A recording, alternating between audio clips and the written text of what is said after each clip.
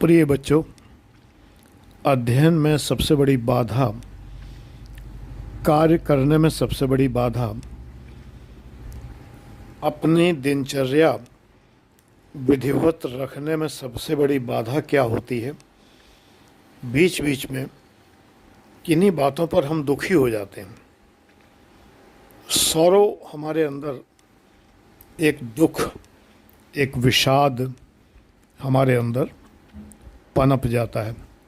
किन्हीं बातों को याद करके, किसी के व्यवहार को याद करके, कोई भूली घटना याद करके, किसी नाते रिश्तेदार, माता पिता, भाई बहन आदि के व्यवहार को लेकर, या अचानक हुई किसी घटना को लेकर हमारे मन में दुख, विषाद, सौरव पनप जाता है। इससे मुक्त होने का क्या तरीका है?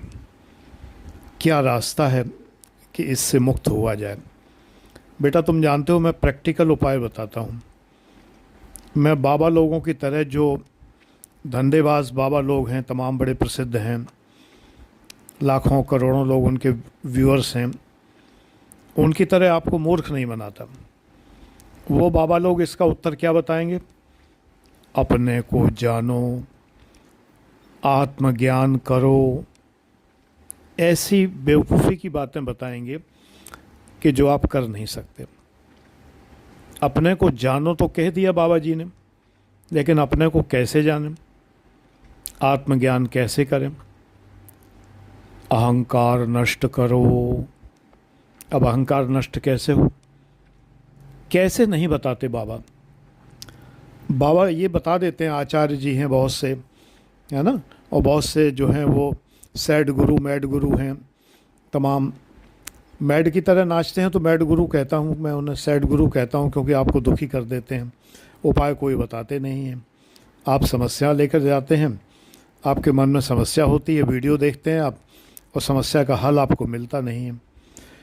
तो ये सैड गुरु, मैड गुरु और आचार्य, अशांत और तमाम सारे लोग जो हैं, ये आपको उपाय नहीं बताते। मुझे बड़ा कोफ्त होती है इस बात से कि भाई उपाय तो बताइए।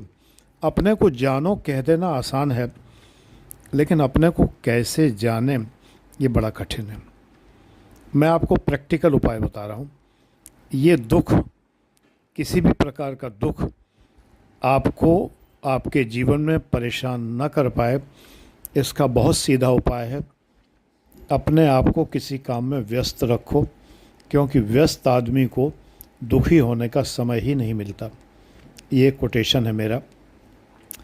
व्यस्त रखिए, व्यस्त रहिए, मस्त रहिए, न त्रस्त करिए, न त्रस्त रहिए। ये मेरा कोटेशन है। इस कोटेशन को याद रखिए। हॉबीज़ में अपने आप को लगाइए, अच्छी हॉबीज़ में। ये नहीं कि आप दारू पीने लगे, मेरी हॉबी है दारू पीना, मेरी हॉबी है स्मैक खाना, चरस पीना, ये मेरी हॉबी है। ऐसी हॉबी नहीं होनी चाहिए।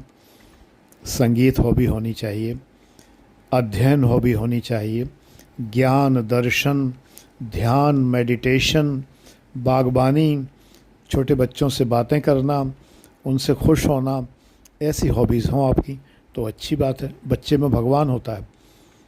बच्चे को खुश करिए, उसको मुस्कराने पर विवश करिए कि आपकी बातों से वो मुस्कराए, खिलखिला के हंस पड़े।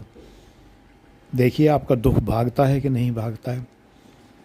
देखिए, दुख दो तरह की बातों से होता है। एक तो वे बातें हैं जिन्हें हम दूर कर सकते हैं, वे कारण हैं दुख के जिन्हें हम दूर कर सकते हैं, तो उनको दूर कर डालिए। और एक वे कारण हैं दुख के जिन्हें हम दूर कर ही नहीं सकते, तो आप जब कुछ कर ही नहीं सकते तो मस्त रहिए। वे कारण तो रहेंगे। किसी का व्यवहार आपको दुखी करता है, कोशिश करिए कि वो उसका व्यवहार सुधर जाए। आप उससे विनम्र भाव से बात करिए, उसकी बातों को भूल कर बात करिए, उसको इग्नोर करके बात करिए, उसे खुश करने की कोशिश करिए। लेकिन अगर नहीं होता है तो मैनू की, फिर क्या है, मुझे क्या करना? फिर तो ये बात है, इग्नोर कर दीजिए उस व्यक्ति को, टोटली इग्नोर कर दीजिए, अपने जीवन से बाहर कर दीजिए। और अगर नहीं बाहर कर सकते हैं, वो आपके जीवन में है, तो उसकी बातों को इग्नोर करिए। कुल मिलाकर दुख दूर करने का एक ही तरीका है। भगवान बुद्ध ने जो तरीके बताए हैं वही मैं आपको बताता हूँ कि दुख है संसार में, दुख का कारण है, दुख का निवारण है, 4 आर्य सत्य है ना, और दुख दूर करने का मार्ग है। और वो मार्ग कौन सा है? मध्यम मार्ग।